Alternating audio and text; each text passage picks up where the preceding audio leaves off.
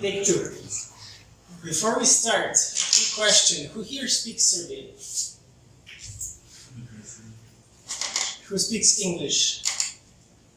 Okay, so English wins. Is everybody okay me doing this in English? Yeah. Okay, cool. So, hello again. My name is Danilo Šijačić, and first of all, I'd like to thank you for the opportunity to come and talk here. Jokic, who's going to come soon, talked to me about this place for a while now, so I'm very excited to be here. The talk you're going to listen to today is probably a little bit different than the talks you normally attend. So just to kind of get the grasp of the room, I want to know, like, on average, what's your background? Like, who here is doing any kind of, full stack front-end, back-end development? Okay, any Rust or C++ developers? Okay. Let's go back. Okay, so who of you has taken any computer architectures class at any point or did anything with computer architectures? Okay, so this might be a bit more basic than you would like to see, but okay, we'll try to make it fun. Any digital electronics classes? Okay, cool. So then this talk might be a bit shorter than I thought, but okay, let's see what we can do. So first, a little bit about me. I come from Belgrade, and basically these are the 3 points where I kind of circularly migrated so far. So I did my bachelor's here, did a little bit work with solar chargers as an internship, and I wanted to do analog electronics. I never cared about anything digital, I never cared for programming, computer science, anything like that. But then at the end of the bachelor's, I got I realized I watched a lot of James Bond movies and that cryptography and security is really cool. So I went and did kind of embedded security internship in a company which is now basically Bosch's main embedded security provider for cars and everything, and this is where I started learning crypto. And when I mean crypto, I mean cryptography, not cryptocurrency. So I come from that world. Afterwards, I went to Lueven, did my PhD there in hardware security, side channel attacks. So it's like a very like a mix between mathematics and hardware. So Lueven is basically the group, well, the classic group is where, like AES or IPMD or Ketchup comes from, more or less. So, yeah. So, nearing the end of my PhD, I kept coming back to hardware, and this kind of seesaw between me doing something crypto-related and hardware-related brought me to like a small design house in Belgium, which I heard was going to be acquired, so because I didn't want to work for a big company, I kind of just wanted to go and work for a startup. And one such opportunity presented itself nowhere else than here in Belgrade. So Next Silicon is a high-performance computing company. They have their own computer architecture, and they're basically going to kick ass to both Intel and AMD in a couple of short years. But then something even better came, and that's Lueven. No, better for me in any case. And here I am now. So just a little bit about Lueven in general. So we're kind of a global and distributed company, which I think befits a blockchain company. So these are the kind of locations where we are. And amongst ourselves, we're basically a bunch of nerds. So first of all, lots of us have applied, PhDs in either electronics or applied cryptography from, let's say, well-sounding names. Second of all, we have a lot of expertise in hardware industry and in software industry. So ranging from Intel to Samsung to Huawei to Next Silicon, like we really have a large in-house knowledge of hardware. We have some software people, of course, and then what's I think more interesting in this mix is we have people who worked in exchanges, both centralized and decentralized. We have people who did more on the the math crypto stuff, but also people who worked on the kind of infrastructure for trading and this kind of enterprise level stuff, sort of packaging solutions, shipping them as they are together. So we already raised the seed round, and basically the people standing behind us are Bain, Paradigm, and Jump Crypto. They have to be mentioned, of course. And one additional advantage we have is basically we have strategic partnerships with two types of companies. One are hardware companies, and the other thing are basically data center and kind of energy suppliers. So we're basically pretty much staffed up for at this moment. Like if you have some kind of let's say if we're looking for something else, we might need more, like 1 or 2 more theoretic cryptographers, maybe a Rust or 2 developers. But from the core standpoint of the hardware, the crypto, the software, we're basically well covered, and I think we're a pretty good team. And what we're doing is this enterprise-grade ZKP acceleration. Now, first of all, why ZKP or zero-knowledge proofs? I think it's a mathemagical technology, and so right now I think the main hot topics, the main fuss about the zero-knowledge proofs is about the blockchain transaction scaling and privacy.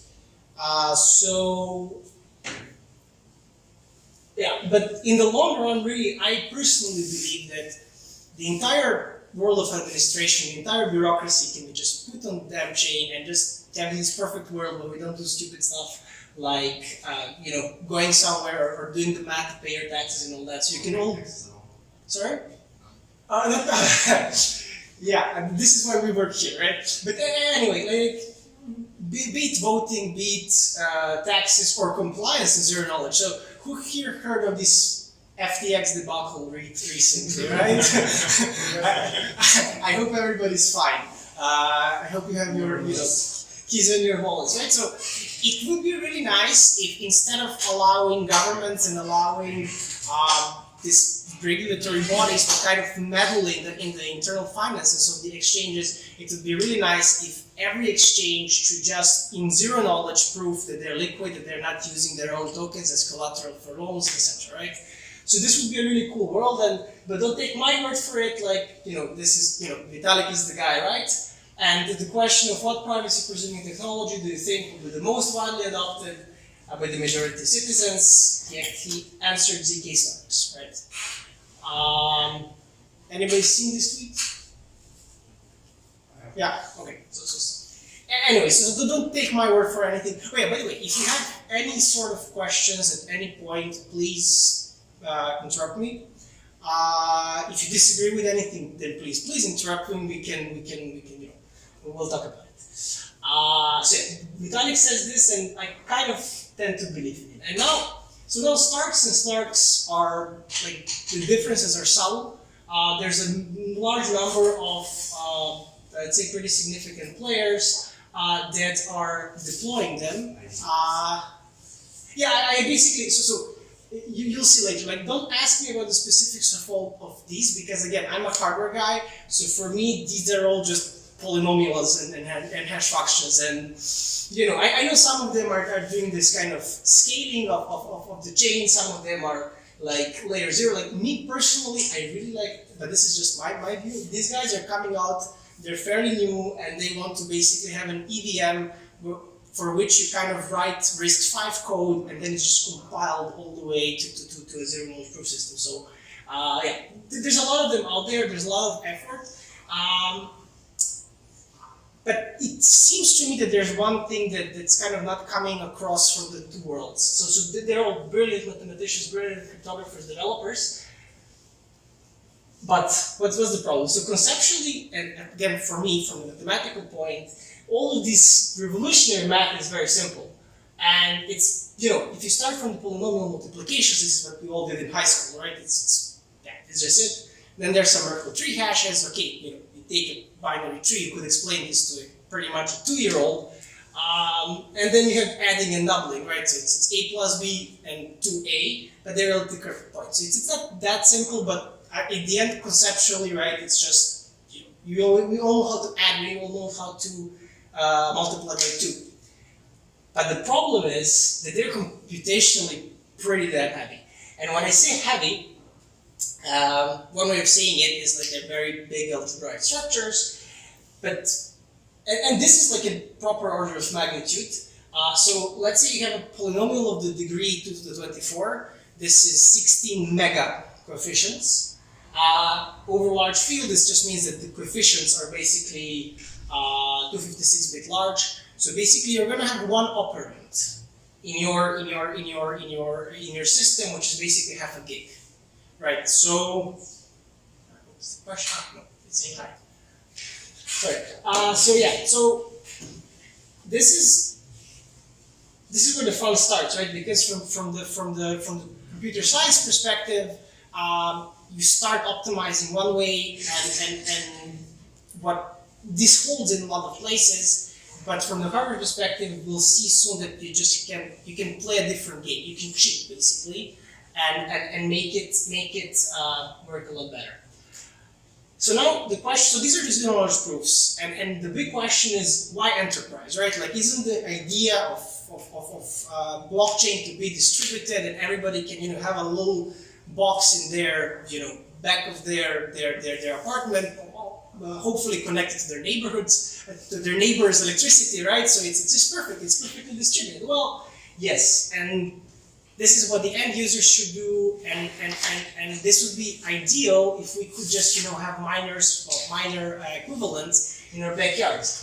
But for this thing to actually scale, for us to actually be able to deploy the systems which are processing thousands of transactions every second, and to make this whole thing work and be feasible and let's say economically viable, there's only one thing that matters, and that's our view. So number of proofs per joule per dollar. Like, if you want this to work, it has to be fast enough, it has to be cheap enough, right? Because otherwise, paying a couple of cents for a transaction is just not going to work, right? Because you're going to operate at a loss. It's not sustainable. It's not scalable, and it's just not going to work out in the long term. So again, number of proofs is clear. Dollars is clear. It's the cost of equipment, but it's also the recurring cost, right? Your data center cost, your energy cost, right? And I'm putting joules here, not watts, because joules is what you pay for. You're paying for energy. So your kilowatt hours are basically, you have to integrate them over time to get what you're actually paying for. And here I'm going to just informally mention this because it will come back later. So if you have to do a computation, the amount of power you're using instantaneously is only important to the fact that if you have large power peaks, you're going to heat up very much, and you're going to need more expensive cooling. But if you can have this power peak and you finish everything in a nanosecond, or you have power peak of 10 watts and you finish in a nanosecond, or you have a power consumption of 1 watt, but it takes you quite a bit of time, it's the total energy you're paying for, right? So this is something that's, I think, in the end, it's going to account for a lot of your price if you're processing enough transactions and running long enough. So this is why it's important to have the whole infrastructure geared towards the zero knowledge proofs. Now, enterprise what? As I mentioned here, so what we're doing, and again, I'm just doing the kind of hardware stuff, but as a company, we start with building out our data center. So Amazon AWS is great if you want to do general purpose stuff. It's great if you want to prototype. It's great if you want to run some simulations. But they are taking a lot of kind of off the top. I don't know what the English would be here. Cream, yeah. So they're kind of they also want to be a profitable business, right? So what we're doing is we have actual strategic partnership with Crusoe Energy, which is giving us, I'm not allowed to say what, but I think it's safe to say order of magnitude better prices per kilowatt hour or per joule. And the reason for that is, has anybody here heard of Crusoe Energy?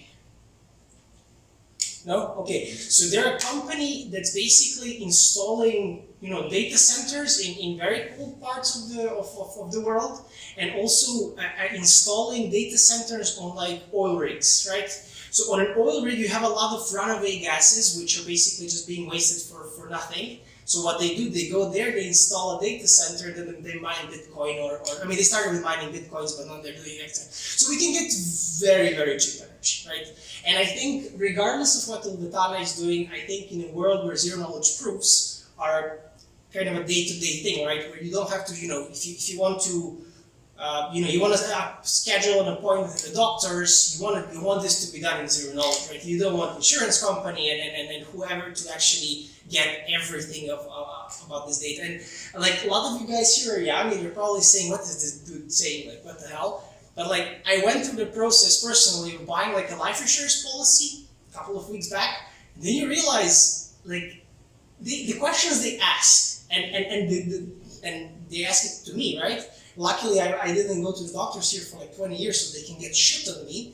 But if you're just living in one system in one state, they can just go and then they can they can play with your premiums, they can go on. So really, I believe zero knowledge proofs are going to make future for them much better and way beyond what crypto itself is doing.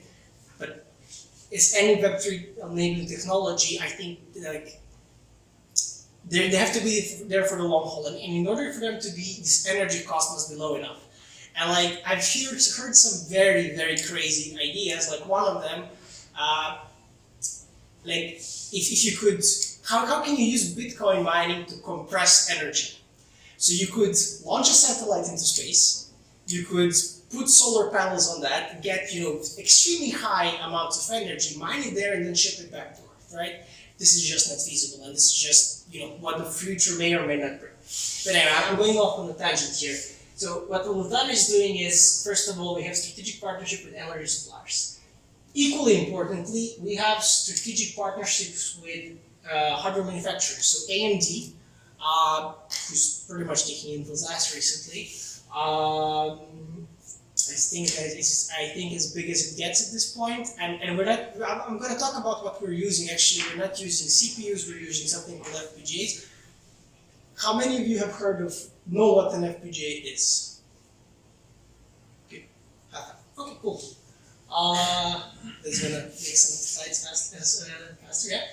So we really have the insight and the level of partnership is such as that we can start kind of, depending on our architectures, we'll be able to start influencing how these things actually look. So this is kind of the top level or the bottom line. So the second thing that we're addressing are these custom FPGA-based hardware accelerators, which is basically what I'm spending most of my time recently doing. And yes, so FPGAs, for the ones who don't know, are basically this reconfigurable hardware. It's like this big circuit, which you can kind of tell it to behave like one circuit or like the others. It's not software programmable, but it actually physically changes what this is doing. And the main reason we're using, there's basically two reasons why we're using it, or three, or many, but so first is a short development cycle, right? Like it would be very nice to do an ASIC, right? We all know Bitcoin miners are all ASICs, but first of all, Bitcoin miners are doing one very straightforward thing, right? Like here with the ZKP, everything's are changing on a daily basis, and we don't really know what is going to be, who are going to be the winners, and it's a very thin line and a very subtle changes that can completely fuck up your design. So we're still prototyping like this, with the idea, of course, in the years to come, if everything works out, that we start taping out our own ASICs. But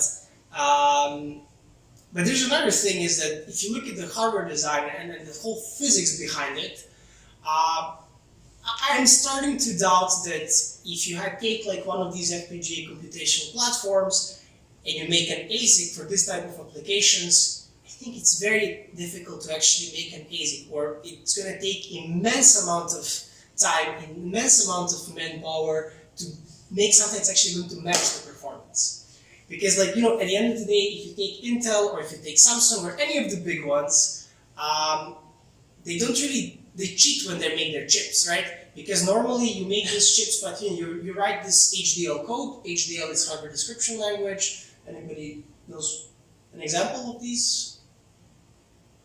Verilog, VHDL. Okay, so you basically have a language in which you have standard cells, which are these kind of building blocks on the physical layer.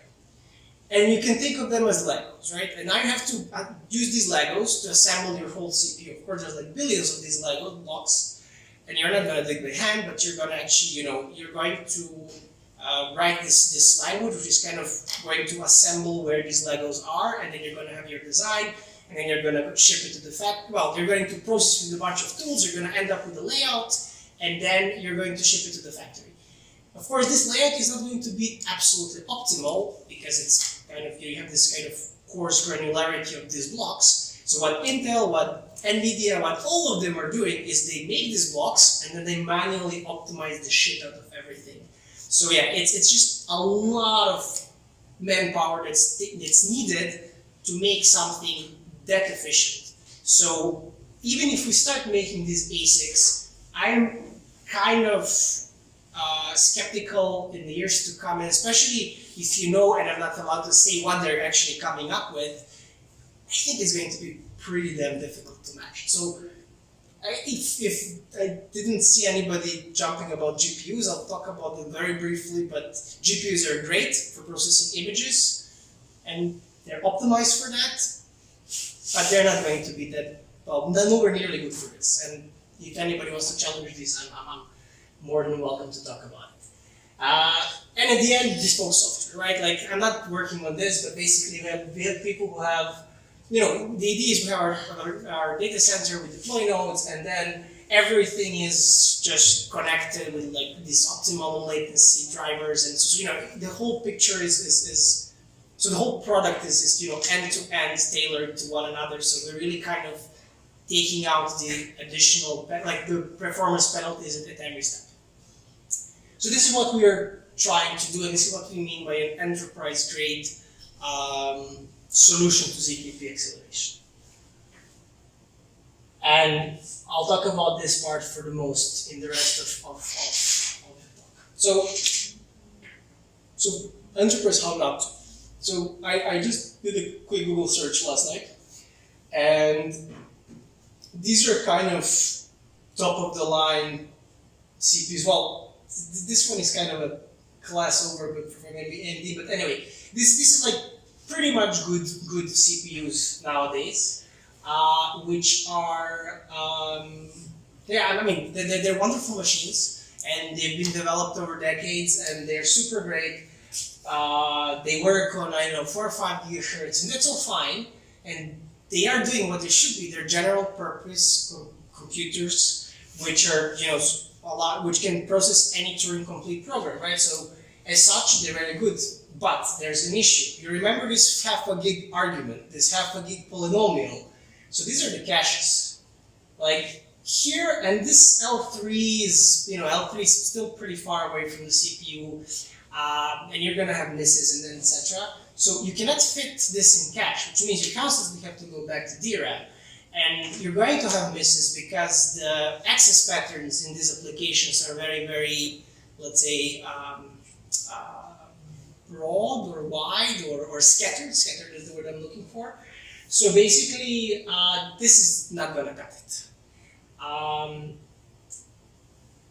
And now we come to the title of this thing, and I know the pun, but this was John von Neumann. You probably may or not heard of him. The guy was an absolute genius, right? In 45, he started the von Neumann architecture, and every CPU pretty much you have is doing a variant of the von Neumann architecture. So yeah, I just wanted to put him out there. And why out with the new? Why do I have what I have against this guy? Well, not really, but the thing is, so this is the kind of generic representation of the von Neumann architecture, right? And every CPU you have nowadays is doing a version of this, right? So you have a memory unit, and now I'm just saying a unit. From this you fetch some, data instruction. You decode the instruction, you put data into a register file, and then this all goes to an ALU. When ALU is done, it can go back to registers if you're happy, if you're lucky, and if not, you go back to memory. And this is basically all that modern computers do, right? I mean, of course, it's a little bit complicated, more complicated. So first, when it comes to memory, right, you have DRAM, right? You all know there's this many gigabytes of RAM. But then you have this L123 cache, right? And these caches are these small memories that are basically in your CPU that are super fast, but they're very small because physically, if you want to make a memory, the bigger it is, the slower it's going to be. It's just like, there's nothing we can do about it with the physics we know today. And then somewhere down below, we're going to have an SSD. So one major improvement to computer architectures was that this memory hierarchy was kind of developed over the years to get something more and more complex. Secondly, so there's line is not the only memory. So register file is also basically a memory, flip-flop based memory, but it usually has up to 32 registers. Okay, so this is general purpose register. This is very small. This is just next to the CPU, and this is the fastest, right? So then there's the control, and so here I'm trying to depict it colorfully. You may or may not have seen something similar, but basically at some point you're going to have your control unit, and this control unit is somehow going to control your ALU.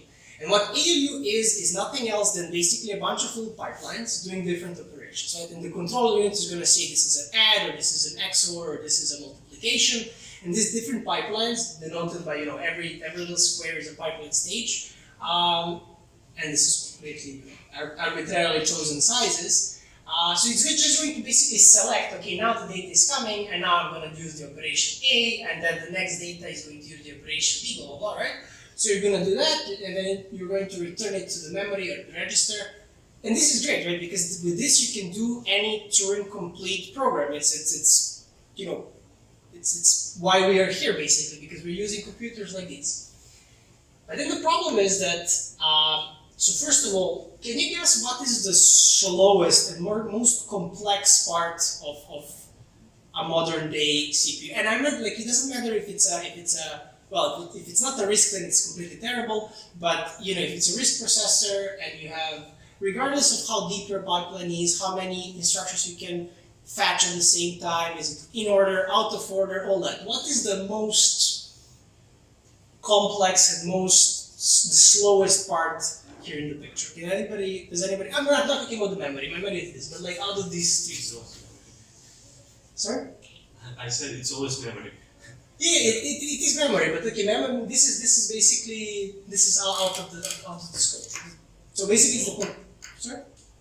Control unit. Yeah, of course, control, right? Like if you, so the reason why you have only 32 registers apart from the area you're taking is that this decoder for these 32, decoding up to 32 bits is cheap. If you go over, it's going to be quadratically more expensive. So it's really the control unit, and for general purpose, you need to control because you need branches. But if you're tailoring something to a specific application, you don't really need it, right?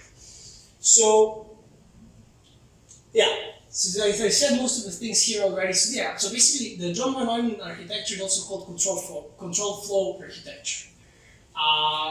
Is the most complex, is the slowest.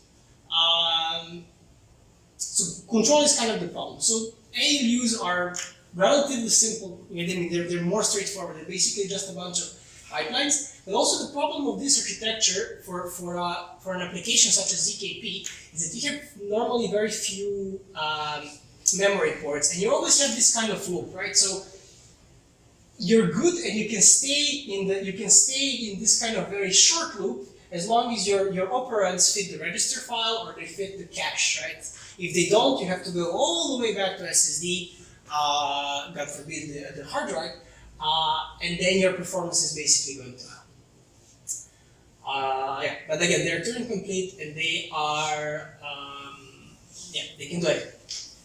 So I did the slides last night, and so I want to talk about when I say what's slow and what's fast. So in hardware design, there's latency and throughput. You probably have an understanding of what those are, but I'm going to just quickly show a nice animation that I think explains it very nicely.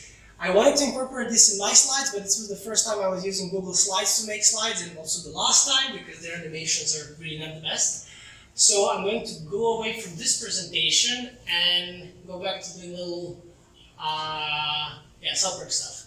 So I'm reading. Wait. Okay. So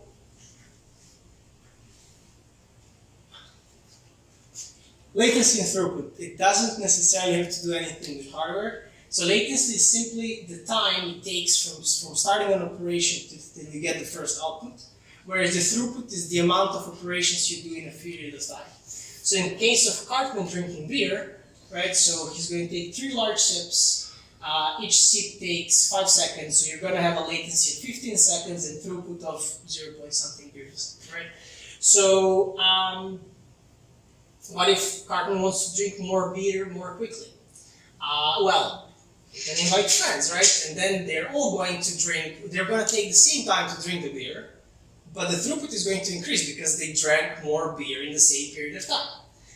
And of course, this is what's called parallel processing, right? So this is, you can do it by putting more cores, you can do it by, putting more FPGAs. And all 3 of them drink at the same speed?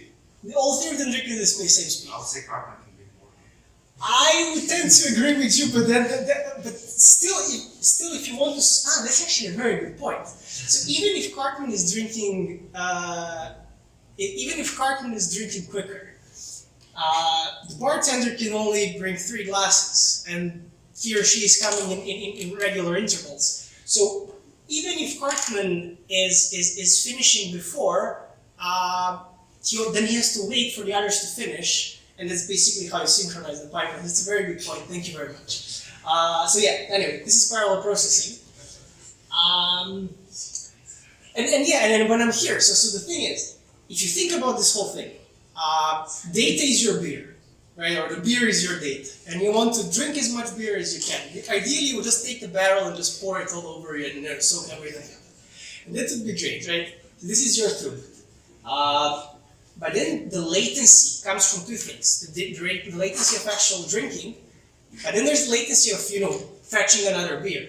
And fetching another beer is going to your memory, right? So the beer keg at the end, and we all know it sucks when you have to wait for another beer, and this is the actual latency of memory. And this is the fundamental reason why von Neumann architecture, as great as it is for data-dominated problems, where when memory is your bottleneck, it's just not gonna cut it. So the next thing you can do, if you want to kind of prevent this waiting and bringing the beers and all that, Cartman and his friends can just share a beer. So this is the bar, and then you kind of tap one beer and give it to take a sip and you pass it along, right? And then you don't have this problem of waiting for the waiter. You're constantly drinking. The beers are going to be, so the latency is going to be 15 seconds because it's 555. So you're not changing the latency, but you are changing the throughput. Because now you're going to get your output every 5 seconds, right? You're going to finish the beer every 5 seconds. Everybody's drinking beer. And this is what's called pipeline. But won't you then depend on each person in the line? So for example, if Stan for some reason starts doing it slower than everybody before he gets yes, exactly. That's called back pressure in the pipeline. Absolutely, yeah. Now this is why these other architectures are not easy to make. This is why you have to synchronize these pipelines and you have to design the memory. You have to pick every part of the chain and build it in a way that's not going to slow everybody else down. Very good point. Thanks. So yeah. And then there's another thing, and you go kind of a hero mode, right? You go max or ad fundum, and then you just you shorten the latency, and then suddenly you have higher throughput, right? The problem with this, right? So and you could do this theoretically speaking, by taking the same CPU and just overclocking the hell out of it, raising the supply voltage using newer technology, and it's going to finish faster, right? The problem with this is it costs, and you have to cool it, right? So this is great, and Cartman can do it, but it's very difficult to do it in actual chips. So, and I think that's okay. This is some other crypto.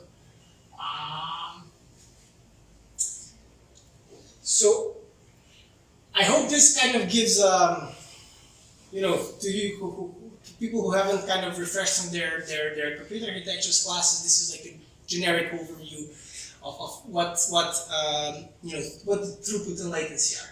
So there's three strategies presented in this slide of how to kind of speed up the computation. So if you do more parallel processing, you're going to be able to process more proofs, but the price of energy and the dollar price of equipment is going to be higher because simply you have to put more of these CPUs, right? If you're pipelining, it's more or less the same, right? Like it's you could also the way this it's difficult to pipeline multiple CPUs, but you know if you within a CPU if you're designing this Intel CPU which is pipelining more stuff, it's kind of going to be the same. And as I said, this ad fundum approach is you're going to get pretty much the same amount of proofs when you take everything into account. The energy is going to go up because of whatever, like dynamic power consumption, which is proportional to the square of the. Forget about it. It is going to be quadratically higher. And then we don't know the cost, right? Because we cannot make these CPUs. And why I call this slide the Olympic norm? Like right now, to my hardware guys' understanding, like there's the magical figure of merit proofs per joule per dollar. But then at the end of the day, you want 10-second blocks, right? You care about delay. Like as long as it's done in 10 seconds, it's okay.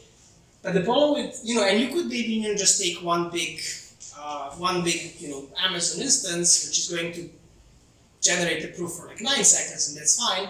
But then if you have to go and scale for more proofs, you need more Amazon instances. And if your Amazon instance is consuming over a kilowatt hour of energy, this is just not going to work. Not in a scalable fashion. So as opposed to the control flow architecture, there's a data flow architecture. I unfortunately will not be able to give you specific details of what we're designing now because we're still in stealth mode and there's going to be an announcement in a couple of months when we actually get our shit done. But this is the main concept. And again, the idea behind this is to kind of show everyone.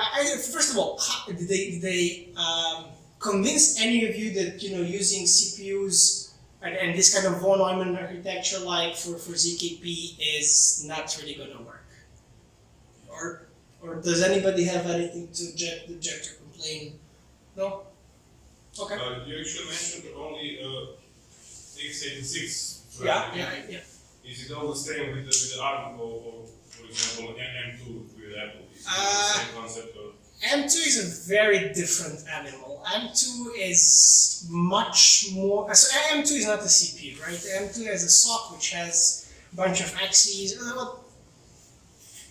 It's a different platform. And yes, M2 is doing kind of a similar thing like these FPGAs. So M2 has these general purpose cores, and it has a ton of accelerators, and then has a network on chip that's connecting everything. And yes, if you were to start designing ASICs, M2 is the way to go.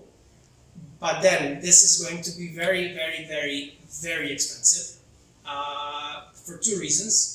One is that, as I said already, we don't really know which ASIC to make. And second of all, if you go ahead and try to get a slot in a 5 nanometer, 7 nanometer fab these days, good luck. You should have just queued your design pretty much 2 years ago, and you have to outbid, well, mostly Apple and then the other guys, right? So in that sense, the M2 architecture is a hybrid between a small control flow and then a bunch of data flow architectures. ARM is pretty much the same thing. What they didn't mention is, you have your basic control in your pipelines. You have this single instruction, multiple data, multiple instruction, multiple data, this hyperscalar processor. So again, you can fetch more stuff. You can do more stuff in parallel. You can do stuff out of order, right? So like if you have data dependencies in your code, you can basically, or what you can do is, if you have an if then else, right? So you fetch both branches. So you say if something, then add two numbers, or else subtract two numbers, right? So what this out of order processor is going to do it's going to, oh, this is predictive execution. So basically it's going to fetch the two numbers. It's going to, in parallel, do both addition and subtraction. And when it's done subtracting, it's going to just check the condition, right? Because you also have to compute this condition. So it's going to do the condition computation, addition and subtraction in parallel in these pipelines. And then when it's done, it's just going to say, okay, this is the true condition, I'm going to throw away this result. There are many tricks like that. But at the end of the day, it's the same principle. You still have this loop with the memory, which you have to come back to. So basically, the stronger the force is, but the architecture is similar. Yeah, exactly.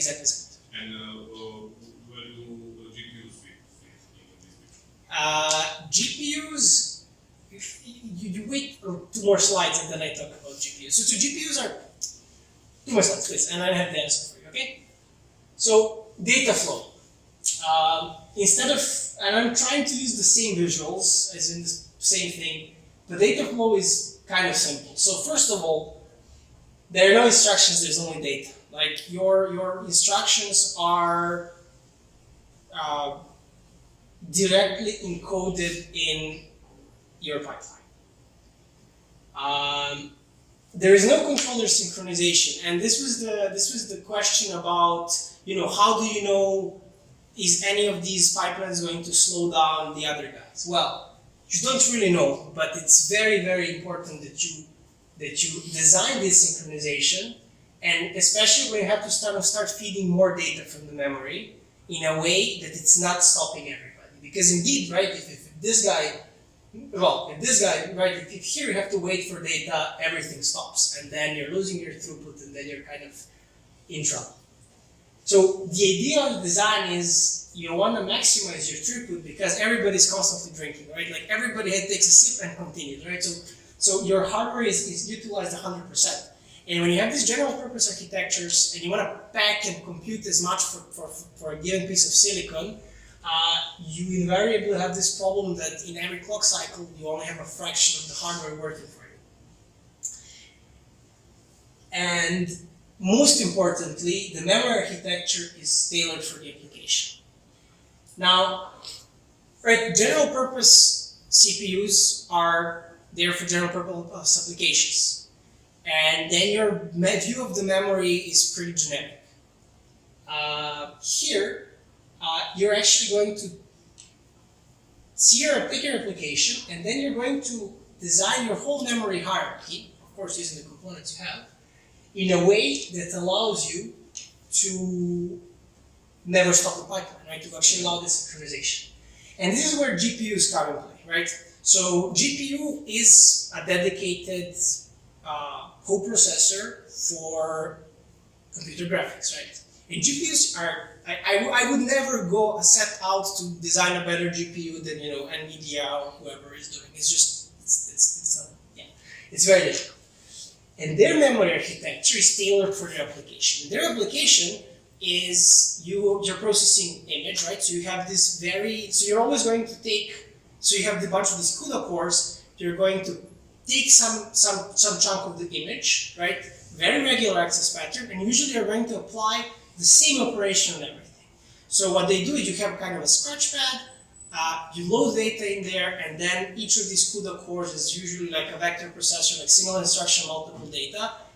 You do everything there, and that's great as long as your access pattern is regular. And for GPUs, for images it is, or for videos it is, right? Because you're always kind of, you chop it up and then you process it one by one. They suffer from same problems, right? Like they can have a memory that's fast or memory that's large. And then, they're not going to have a half a gigabyte cache. And if they don't have a half a gigabyte cache, which you need for this thing, and if you were processing polynomial, one coefficient at a time, you could do it in GPUs. And indeed, GPUs are still better than CPUs.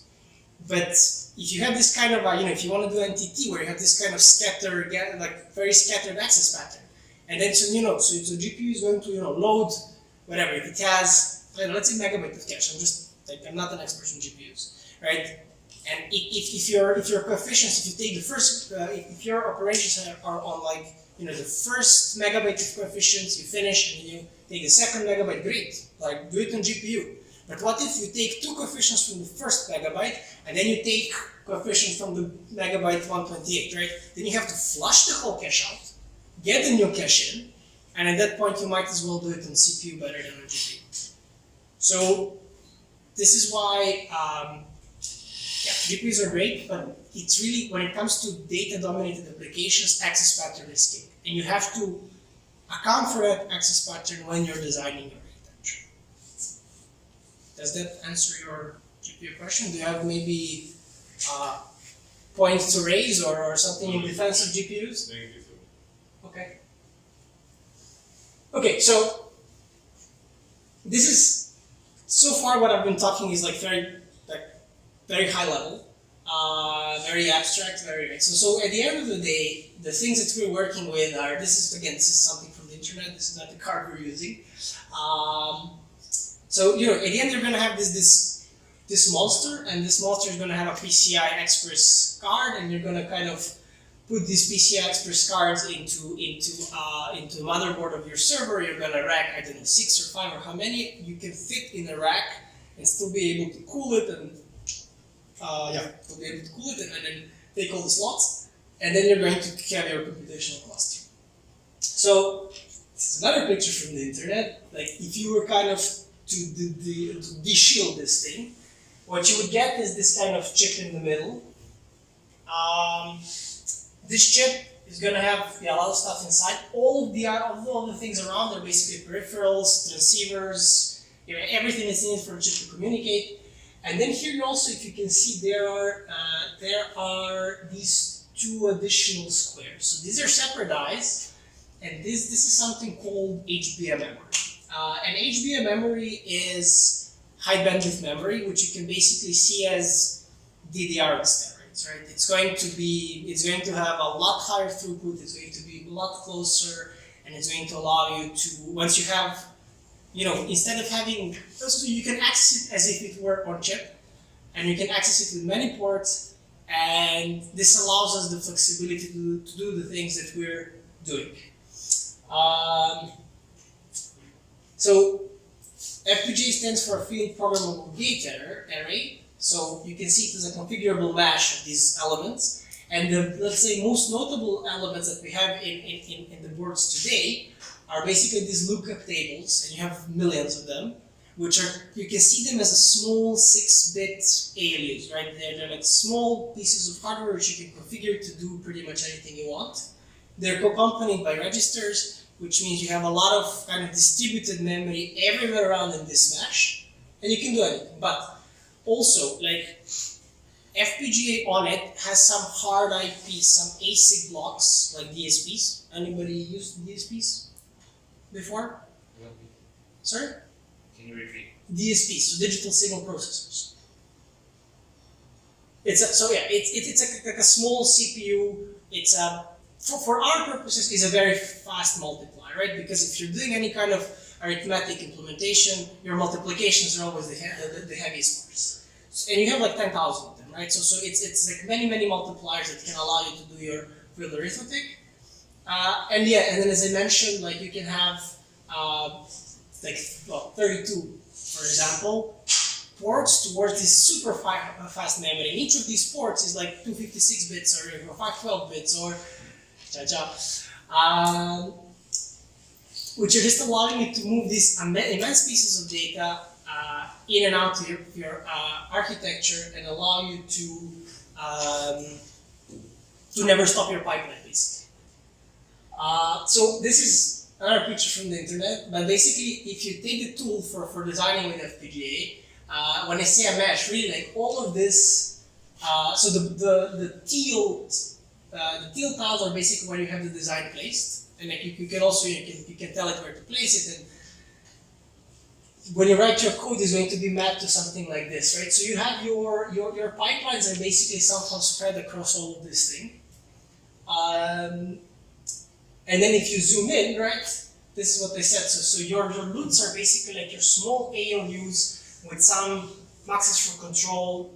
These candy chains are very useful for creating adders, like doing BN256 curve, doing additions. It's very trivial. Multiplications are a bit more complex, but then you have DSPs, right? So it really allows you, it gives you this array of million cores. I mean, they're very small cores, but they're very, when they're put together, they allow you to form a pipeline that's going to, perform your computation much more efficiently.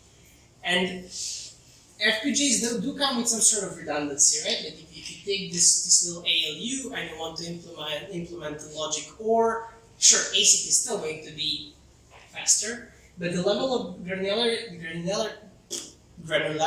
is still much better than what you would achieve on a CPU or even GPU, right? Because GPUs in the end, because they want to compute a bunch of fast Fourier transforms, they have all these floating point units, right? Floating point units for GPU and for graphics, great. We wouldn't be able to do them, we wouldn't be able to play games we play today without them. But for these applications, they're just dead silicon. Like they're just a waste of energy and space and silicon. So this is how this looks once you actually finish designing and it's on the board and you can start connecting it up. And so, like, for me, coming from a hardware background, this is something that's been, common knowledge for a long time. But then you start talking to people from cryptocurrency space and from computer science, and then they start telling you, yeah, but this cannot be done. You cannot pipeline this and you cannot pipeline that. So this is just a small example of if you want to transpose a matrix, right? So you just basically, it's a 2D array, you basically swap the indices, right? Everybody knows how to transpose a matrix, right?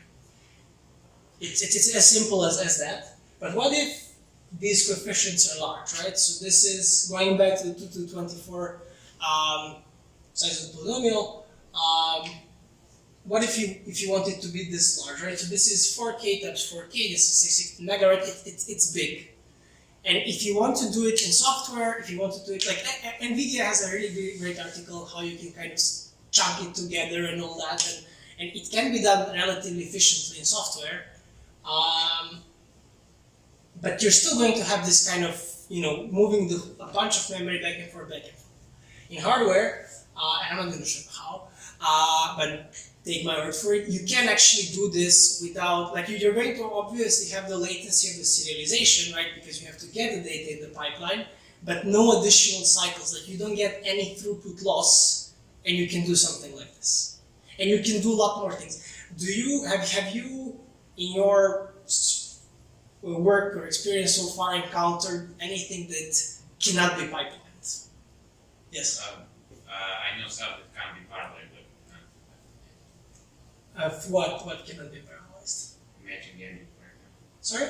Matching engine for Okay. exchange can't be parallelized. Okay, but that's very high level, right? Like yeah. So I am talking really about like what is this matching engine doing? But it takes from Q, it does something, and that's why it can't be. It's for exchange. You take the data from Q. It Okay. can't be sequential. Okay. That's the only reason why it can't. Okay, but that's the nature of the application, Yeah. sure. It can still be. I mean, queues are inherently pipelined, right?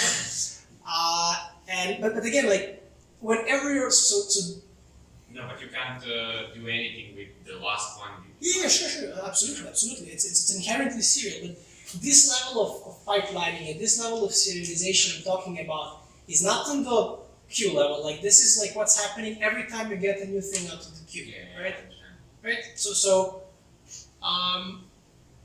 And does anybody else know? Because I can't, again, like I've heard wonderful. I've heard interesting things, but it's impossible to pipeline, and we're pipelining it now. So maybe there's something else that would be interesting for us to try. Yeah. I don't know, maybe the verifiable delay functions. Okay. So they're like, to verify the delay, you have to do it over and over again on the last output. So I don't think that. Okay. So VDFs are designed not to be pipelinable. Okay. I give you that, and this is why you want to do them just in low latency. But still, if you want to implement the VDF function, right? You know who, so the underlying problem is you have the BLS 381 or 377 curve underneath, right? And then you have this Ostort multiplier, right? Does this ring any bells? Not to that extent, I don't. Okay, so even the VDF, which are designed to be inherently serial, as I said, and you cannot like still still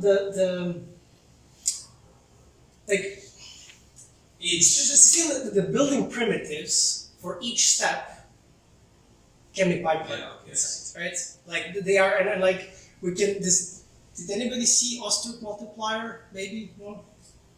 No. Anyway, so this is really. I'm talking about designing your core arithmetic. Like if you go back to the slide when I said they're conceptually simple, like you're adding and then multiplying by 2, like it's high school math, right? Multiplying polynomials. Just this arguments, like you have to do this common case very, very fast, and this is what you need to find. So this is the high level. Yeah. Is there anything that can be pipeline? If you have enough memory, no. Like, I don't think so. So, maybe, probably there is something there are things that are infeasible to pipeline at this moment, but it can be. Like, if you have enough resources, it can be. So basically you first must prepare the data, you chunk it in some way, Yeah. and then you can pipeline. Yes, I mean you always have to serialize it, right? Because your connection is going to be something, and then the magic is in designing the controller, right? Like because you have this sequence, right? And you need to get this data in a specific order, but you don't have a CPU which is going to tell you, you have an array and then index 3, right? Like normally this indexing, like this memory computation, everything has to be done on the fly pipeline as the pipeline is moving, so everything has to be kind of tailor-made. And again, like this is the high level, but the other 100 tricks, which you may or may have known about, so constants, like for instance, twiddle factors for an entity, they require no storage. Because if you're designing hardware, right, if you have A plus 5, so if you have A plus B, that's one circuit, but if you have A plus 5, that's a circuit which is actually less complex. Right, because you're adding only one number, so you hard code that, you embed them, and you don't have a problem. So the other trick is because we're hardware guys, we don't like the kind of boundaries and of what software world does. So all memory accesses have 0 cycle latency. So every piece of, and this is what I'm saying about the synchronization of the pipelines. From the perspective of pipeline, the data is there. Right at the moment you need it, 99% of the time. Okay, there's a bit of jitter, there's this and that. And again, we cheat, right? So you make these custom memory controllers that predict based on the application what's going to happen, and you have data right in time, and you're very happy because your pipeline is moving. Everybody's doing it, right? And one of the things we're doing, we're talking to potential clients and kind of giving feedback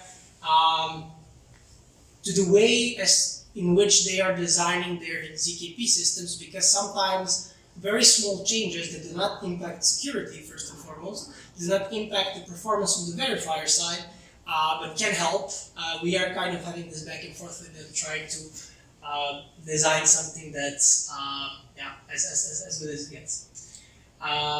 Like one big thing, so all of these applications are using some modular arithmetic.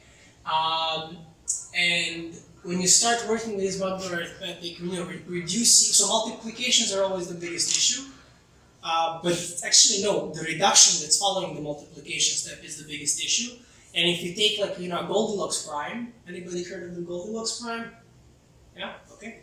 It's a polygon using it. Anyway, so you can reduce it fairly cheaply, and it's so easy and nice and very small. But if you take some general prime, then you're going to have to use Beret and whatnot, and it's going to be more costly than the actual multiplication. And then there's some different trade-offs, but really, like, we're starting from the core mathematics, and again, giving feedback to the designers. And then one big thing in the software versus hardware world is that computer scientists, as great as they are, they tend to really like asymptotic complexities because they want to account for every possible case, right? Because, yeah, this is what they do. But we don't really care for every possible case, right? We want to, if you take the algorithmic complexity, and even if you have you have n log n and you have linear, of course n log n is going to be much better once the parameter size is big enough. But depending on where you are on the curve, sometimes even simpler algorithms with asymptotically worse complexity can be actually better. So this is also a thing that we're doing. So it's really, you have to understand the mathematics, you have to understand the algorithms, you really have to understand the application. And then one other cool thing, like I've seen like a lot of the field size choices and a lot of the considerations are coming into encoding proving systems into fields or curves that can be presented and fit nicely into 32-bit or 64-bit processor worth. This is okay, and on CPU level, sure, this is going to be slower and faster, but we don't care about that. Like for us, if it's a 42, 32, like you can actually take, right, we have granularity of 1-bit registers, right? So whether you're doing a 37-bit or a 32-bit operation, you don't really care, it's all the same. And that's like one great, that's actually the reason why I started doing hardware and software, because I was always annoyed when you have an application and you have, How do you achieve this? Like arbitrary word size? How does that work? So you have a million of these, right? And so this is so you have like 4 node 6s, right? These are like 4 of your LEUs, and this is so each ALU has 2 register banks, right? So you have like 4 and then 4. So you can basically say, so when you're configuring this, you can say, I'm only going to use these 2 registers and I don't care. And then if you have, I don't know, 100,000 of these in a row, you can just exactly pick the amount of registers you need. And have exact computation around it that you need. And yeah, and then you can just, you don't have these overheads, and this is making things a lot easier.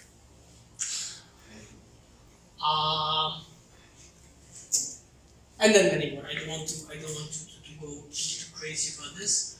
So yeah, in summary, really, the idea is to have this holistic solution that takes everything into account in order to maximize this one thing. And again, you could, the idea of distributed world and then ZKPs and Web3, right? Everybody should be able to do this at home, and that's great. And the proof systems are done in a way that you can do succinct verification, so the verifier can do it very easily. But you as the node operating it, if you want to do it at scale, you want it to be feasible, this number has to be maximized. So to do this, right, we do co-design of basically everything. So hardware to software to infrastructure to cryptography, everything should be done together. And should be done together in a way that doesn't make it a monolith block, right? We still have to account for all of the flexibilities and interchangeabilities and the future changes in the system. So from the engineering standpoint, this is like a very, very, very difficult task. It's also funny, like for me, I come from hardware companies, and like it's very interesting.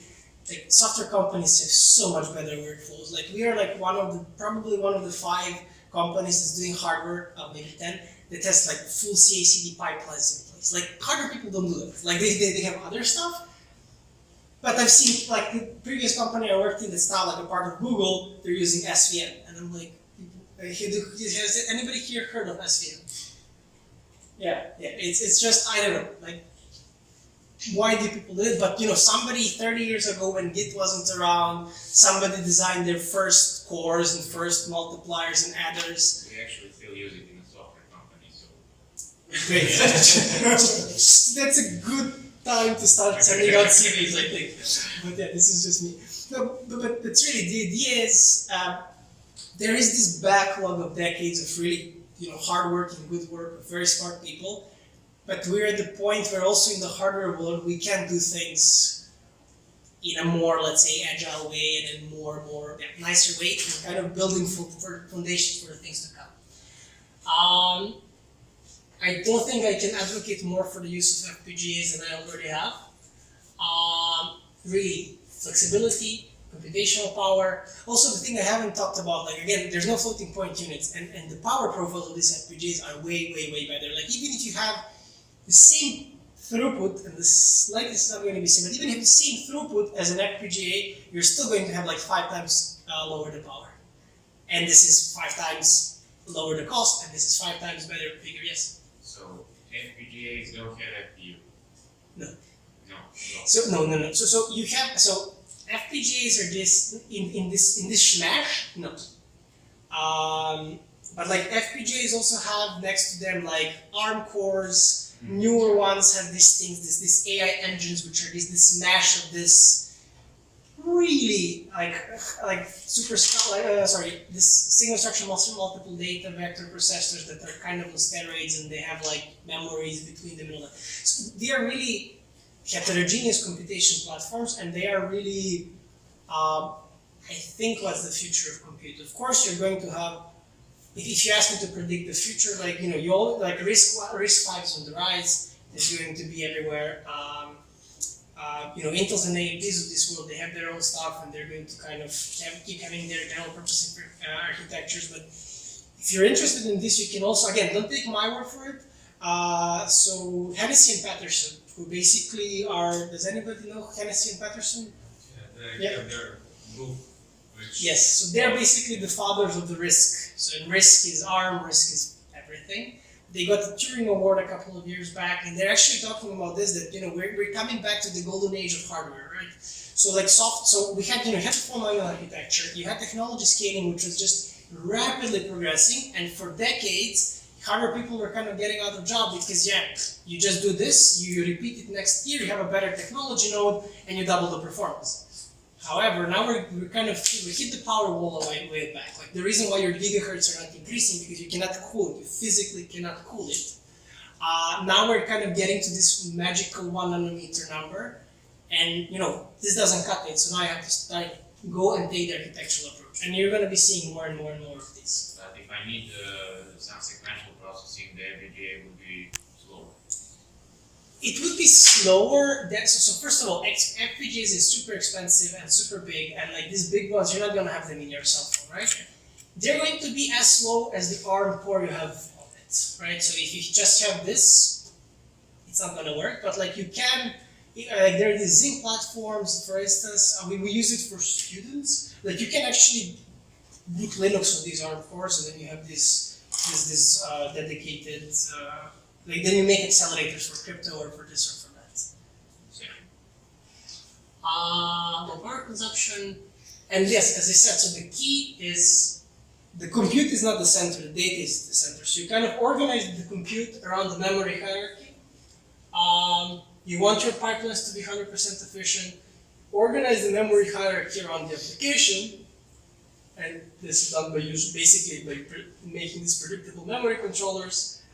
And then one very important thing is there needs to, in order to make this as good as we think it can be done, the bridge between the mathematics and cryptography and then people doing that, and hardware has to be there. And that is, for me, one of the goals of this talk, other than just getting to see you all, is really just showing that there are things like this out there. And if you're designing something and you're worried about performance, like, can always talk to us or to anybody else in the space.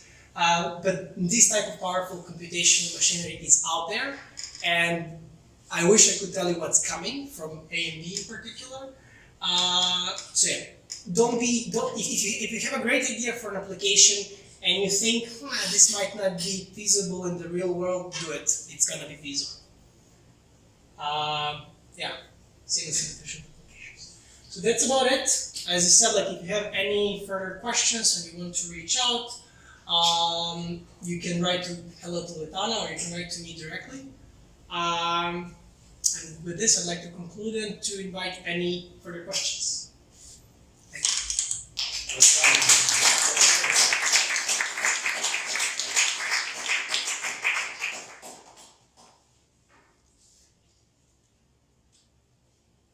Questions?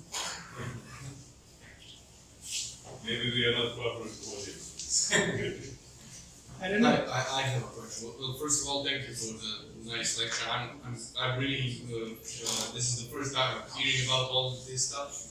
But I was wondering, can the QPUs, the quantum computing processing units, can be compared with the FPGAs you mentioned? No. Or is it No. something So quantum computers, first of all, you need to operate them at a millikelvin temperature, so no. And second of all, they are very, very good. So I mean, unless you have, a way to, that's like millikelvin is basically 1,000th of a degree above the absolute zero. So this is not, you're not going to have this in a data center.